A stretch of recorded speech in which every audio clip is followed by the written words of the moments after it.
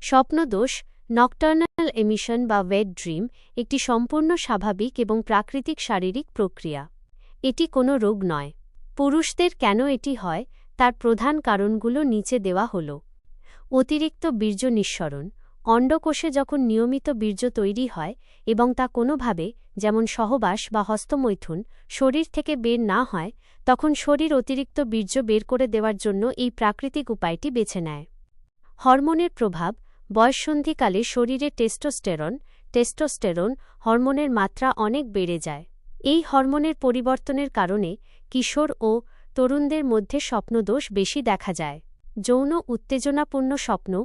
ঘুমের ঘোরে অনেক সময় মানুষ অবচেতনভাবে কোনো যৌন উত্তেজনাপূর্ণ স্বপ্ন দেখে। এর ফলে শরীরে উদ্দীপনা তৈরি হয় এবং বীর্যপাত ঘটে। ঘর্ষণ বা স্পর্শ। ঘুমের সময় বিছানা, বালিশ বা অন্তর্বাসের সাথে যৌনাঙ্গের ঘর্ষণের ফলে উদ্দীপনা তৈরি হয়ে স্বপ্নদোষ হতে পারে। ভরা মূত্রাশয়। অনেক সময় মূত্রাশয়, ব্ল্যাডার পূর্ণ থাকলে তা প্রস্টেট গ্রন্থির ওপর চাপ সৃষ্টি করে, যা বীর্যপাতে উদ্দীপক হিসেবে কাজ করতে পারে। গুরুত্বপূর্ণ কিছু তথ্য। এটি স্বাস্থ্যের জন্য ক্ষতিকর নয় এবং এতে শারীরিক কোনো দুর্বলতা হয় না। এটি কোনো পাপ বা লজ্জার বিষয় নয়, বরং এটি শরীর সুস্থ থাকার একটি লক্ষণ।